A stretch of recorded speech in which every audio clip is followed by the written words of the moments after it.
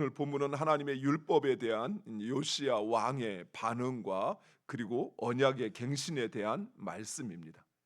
요시야는 성전을 보수하도록 명령하였고, 그리고 백성들은 성전 보수를 위하여 헌금으로 동참했습니다. 그런데 성전을 보수하는 중에 백성들이 드린 그 헌금을 꺼낼 때 헌금함에서 율법책을 발견하게 됩니다. 율법은 하나님과 이스라엘의 언약이요, 그리고 이스라엘이 하나님의 백성이라는 사실을 증명합니다. 그런데 누군가 이 율법책이 훼손될 위기에 처하자 이것을 헌금함에 숨겨두었고, 그동안 헌금을 하지 않아 헌금을 꺼낼 일이 없다 보니까 지금까지 그 율법책을 발견하지 못했던 것입니다. 그런데 백성들이 요시야 왕의 성전 보수에 동참함으로 헌금을 드렸고, 그것을 꺼내려다 보니 그곳에서 율법책을 발견한 것입니다. 그리고 그 율법을 요시야 왕에게 전하여 그 앞에서 읽자 요시야 왕은 하나님의 진노가 이스라엘의 불순종으로 비롯되었다는 사실을 깨닫고 통회하며 자기 옷을 찢었습니다. 사랑하는 성도 여러분, 하나님의 말씀에 대한 정상적인 반응이 바로 이것입니다. 하나님의 말씀을 읽을 때 그 말씀은 단순히 우리 마음으로만 동의되어지는 것이 아니라 그 말씀이 우리의 삶을 해석해 주는 열쇠라는 사실이에요. 그래서 말씀을 읽을 때 때로는 그 말씀 앞에 내가 회개하기도 하고, 즉 내 삶에 찾아온 이 어려움과 이 환난이 하나님의 말씀을 통해 비추어 보니 나의 죄악 때문인 것을, 그것을 깨닫고 통회하기도 하고, 또 반면에 하나님의 말씀을 읽을 때 오히려 그 말씀에서 희망을 발견하는 것이죠.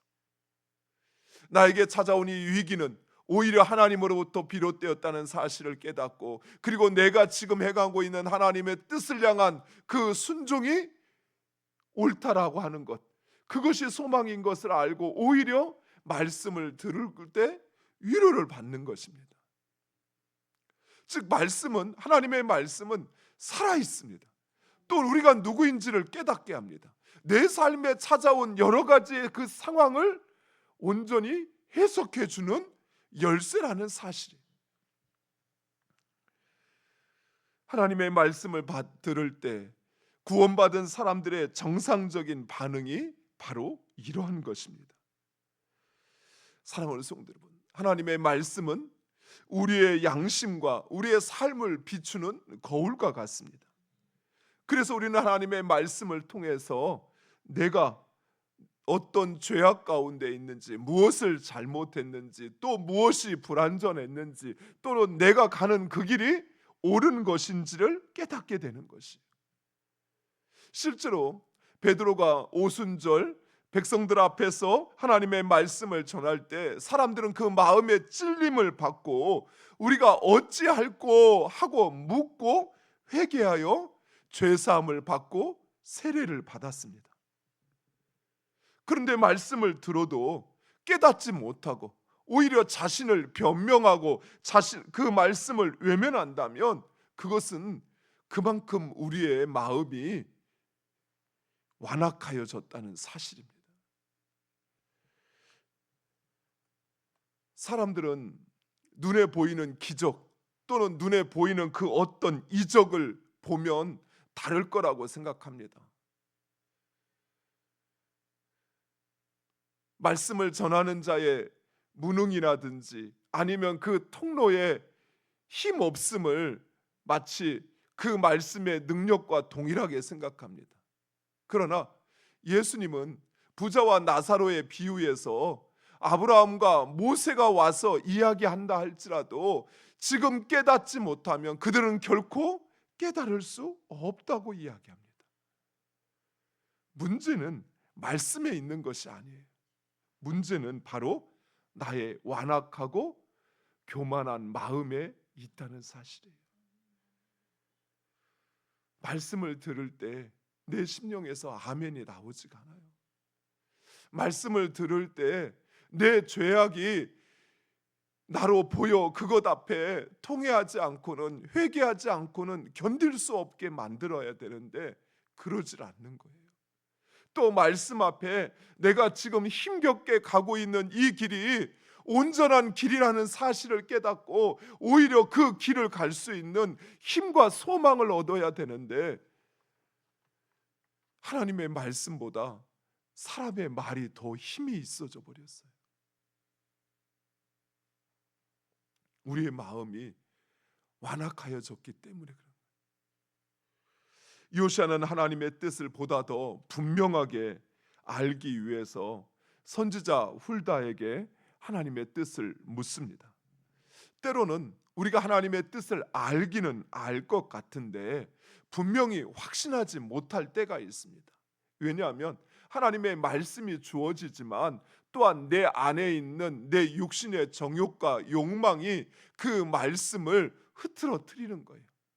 흐릿하게 만드는 것입니다. 쉽게 미혹을 받기 위해 말씀을 들어도 순종하는 것이 쉽지 않다는 것입니다. 훌다는 여성이었지만 당시 인정받는 선지자 중에 한 사람으로서 하나님의 말씀을 분명하게 요시아에게 전해줍니다. 먼저 이스라엘의 처한 위기는 이스라엘의 우상 숭배와 악행에 대한 하나님의 진노이며, 그리고 하나님께서 이 재앙을 예루살렘과 그리고 그 모든 주민에게 내리기로 작정하셨다는 사실을 전하여 줍니다. 당시 북이스라엘은 이미 아수르에 의해서 멸망한 상태였습니다. 그런데 이제 남은 마지막 희망인 이 예루살렘도 결국 하나님의 진노로 말미암아 멸망한다는 사실입니다. 그러나 이처럼 이스라엘이 멸망하는 그 직접적인 원인은 단지 하나님의 진노가 아니라 유다의 죄악이 극에 달하였기 때문이라는 사실입니다. 사랑하는 성도 여러분, 이 땅에 이루어지는 그 모든 일은 하나님의 뜻 가운데 있지만 그 뜻을 실행케 하는 것은 바로 우리의 행함에 있다는 사실입니다.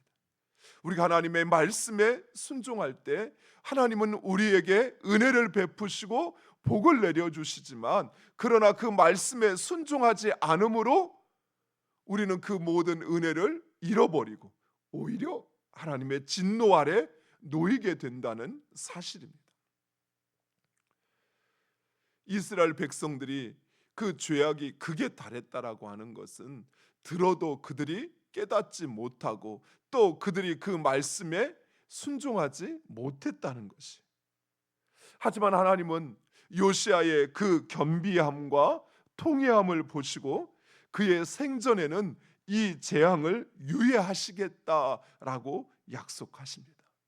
이처럼 하나님은 결코 의인과 악인을 함께 멸하지 않는다는 사실입니다. 사랑하는 성도 여러분, 우리가 세상 마지막을 향한 하나님의 심판, 곧 말세의 재앙을 두려워하지 않는 것이 바로 여기에 있습니다. 하나님은 그의 백성들을 어떤 상황에서도 지키시고 보호하시고 인도하십니다. 마치 하나님께서 예굽에 재앙을 내릴 때에 이스라엘 백성들이 거주하던 고센 땅에는 그 재앙을 내리시지 않았던 것처럼 하나님은 결코 의인을 악인과 함께 멸하지 않는다는 사실입니다. 그런데 이런 하나님의 뜻을 깨닫게 된 요시아는 혼자 살게 되었다고 그것에 안심하지 않고 모든 유다 백성들을 모아 하나님의 성전으로 올라갑니다. 그리고는 그 성전에서 하나님의 율법을 백성들의 귀에 들려주고, 그리고 하나님과의 그 언약을 다시 갱신하고 있는 것입니다. 먼저 마음과 목숨을 다하여 여호와를 순종하고, 그리고 그 계명과 법도와 율례를 지켜 행하겠다고 스스로 약속을 하고 있습니다. 사랑하는 성도 여러분, 오늘날 지금 우리에게 필요한 것은 바로 이러한 언약의 갱신입니다. 진정 우리의 마음을 다하여 우리의 목숨을 다하여 여호와를 사랑하고 그리고 그 하나님의 말씀을 지켜 행하기로 약속한다면 하나님은 우리를 그 어떤 환난과 위기 가운데서도 지키시고 보호하시고 인도하실 것입니다. 왜냐하면 우리의 삶은 하나님의 손에 달려있기 때문입니다. 우리의 삶은 결코 이 세상 힘 있는 누군가가 아니라 또는 세상 경제의 흐름에 좌우되는 것이 아니라 바로 하나님의 손에 하나님의 주권에 있다는 사실을 믿으시기 바랍니다.